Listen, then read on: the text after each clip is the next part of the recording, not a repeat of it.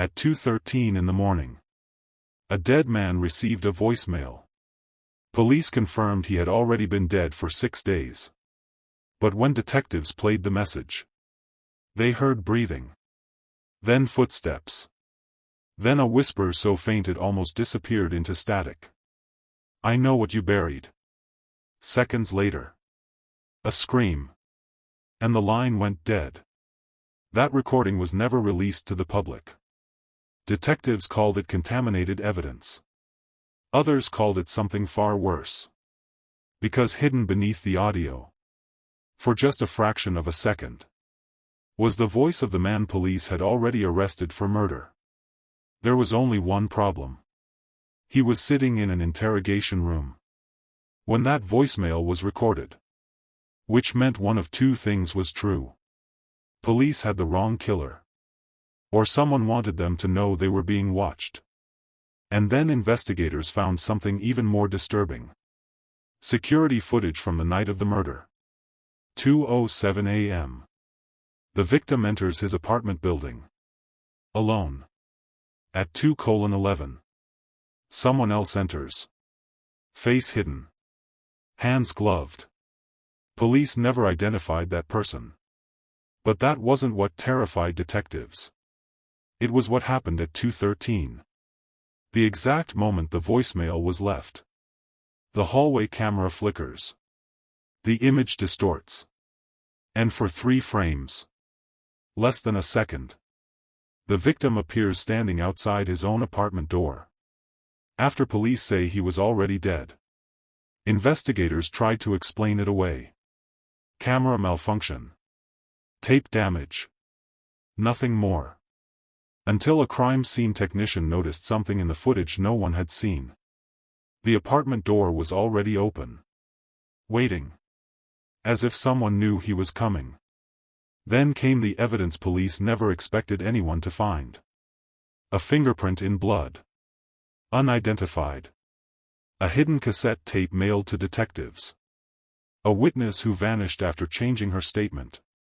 And a photograph discovered years later inside sealed evidence, showing the victim alive, with an unknown figure standing behind him, watching. But the detail that shattered the entire case was found 14 years later, buried in evidence detectives believed had already been examined. One overlooked clue. One impossible recording. One secret that suggested this murder may never have been what it seemed. Because police thought they had solved the case. They thought the killer was caught. They thought the dead stayed silent. They were wrong. Because what investigators uncovered 14 years later would make this case even darker. Before the case files. Before the evidence photographs. Before the whispered theories, sealed reports, and unanswered questions. There was a life moving through ordinary days. A routine so familiar. No one imagined how violently it would end. To friends, he was dependable. Quiet, but observant. The kind of person who noticed details others missed. The kind who remembered birthdays, returned calls, and always locked his door twice before bed. Neighbors said his apartment light stayed on late. He often worked into the early hours. Reading. Writing. Making notes in journals no one understood until much later. There was discipline in how he lived. Morning coffee from the same corner diner. A walk before work. Phone calls to his sister every Thursday evening. Groceries every Sunday. Patterns. Predictable habits. And in cases like this, patterns matter. Because when a life begins to move outside its pattern, something is usually already wrong. Friends would later say it started weeks before he died. Small things. Easy to dismiss. He seemed distracted. Restless. Checking over his shoulder during conversations. Pausing at windows. Lowering his voice on phone calls. Twice he mentioned feeling followed. He laughed when he said it. As if joking could make it harmless. But his sister remembered one sentence clearly. If anything happens, "There's something in the blue notebook." At the time, she thought nothing of it.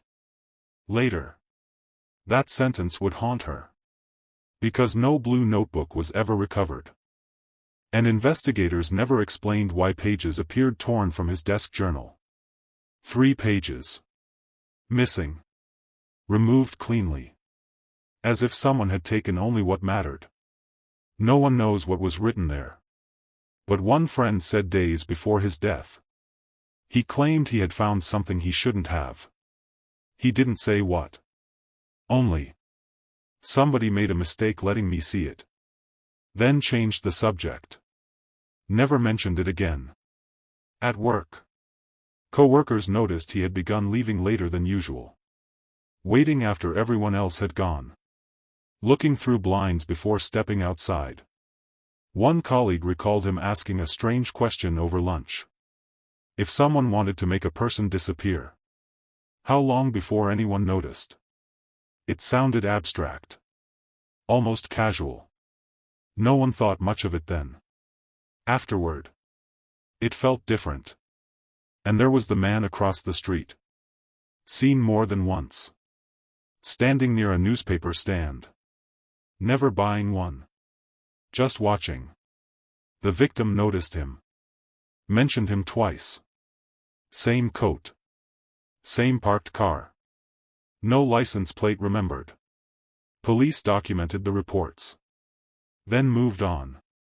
But one neighbor insisted she saw that same man outside the building the night before the murder.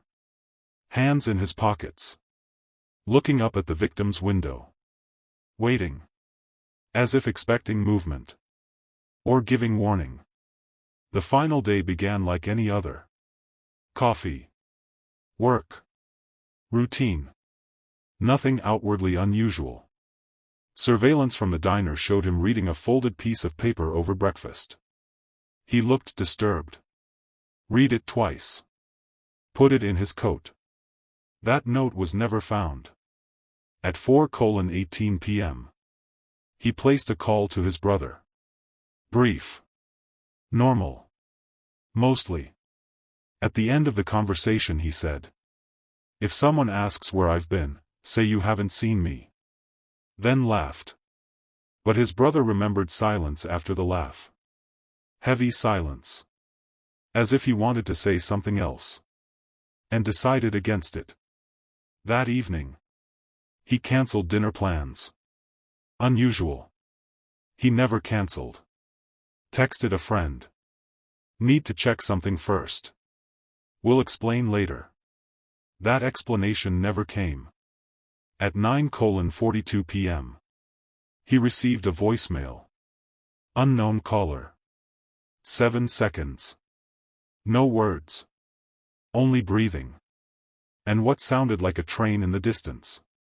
He replayed it 3 times. Then deleted it. Phone records show the call existed. But the recording was gone. Police never recovered it. Then came the final known sighting. 10:26 p.m. A clerk at a convenience store. The victim buys cigarettes. He didn't smoke. Security footage shows him turn suddenly toward the door.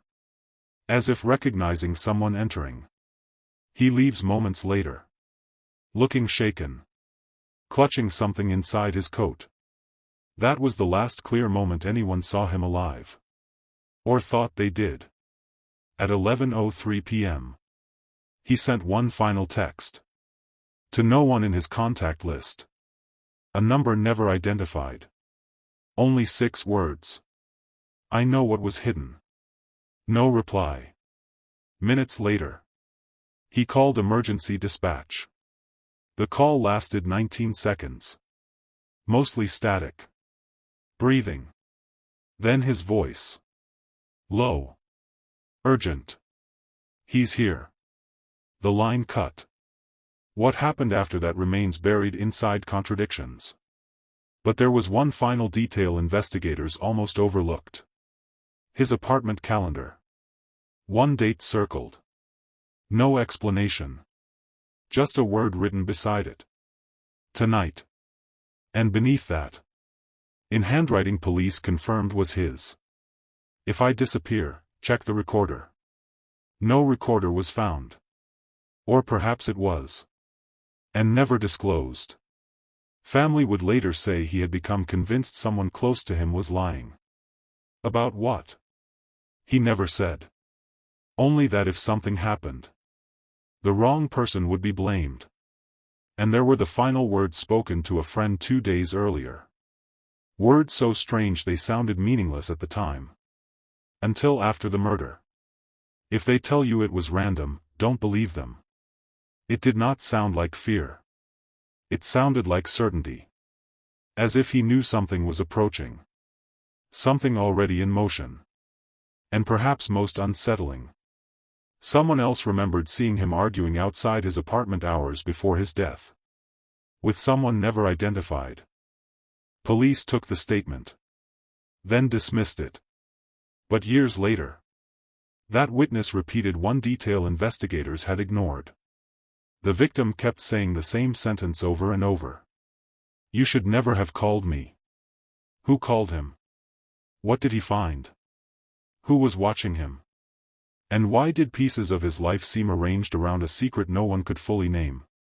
Questions multiplied. But one witness remembered something police ignored.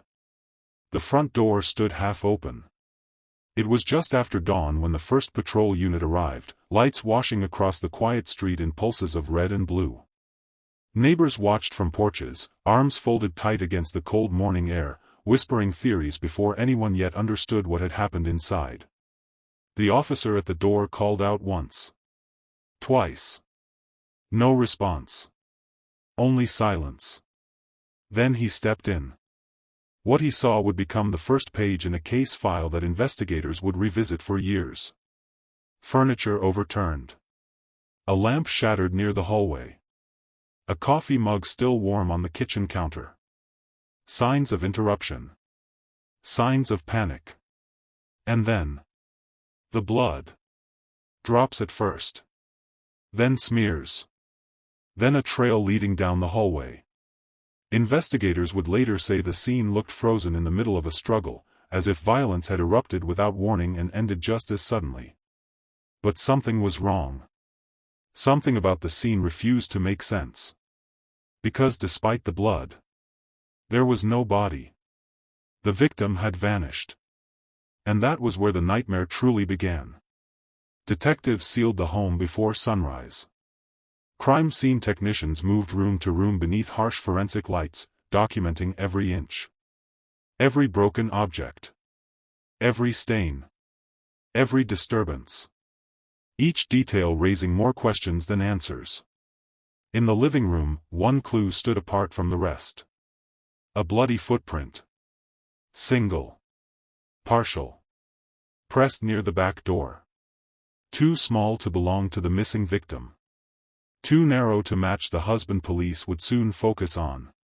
And pointing inward. Not out. Whoever left it had entered the home.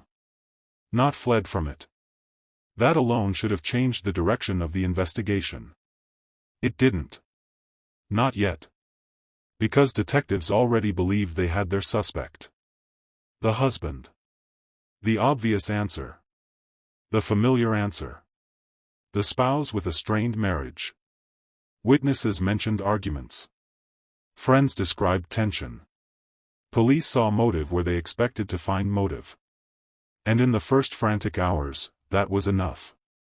But while detectives built their theory, forensics found something impossible. On the bedroom window latch. An unidentified fingerprint.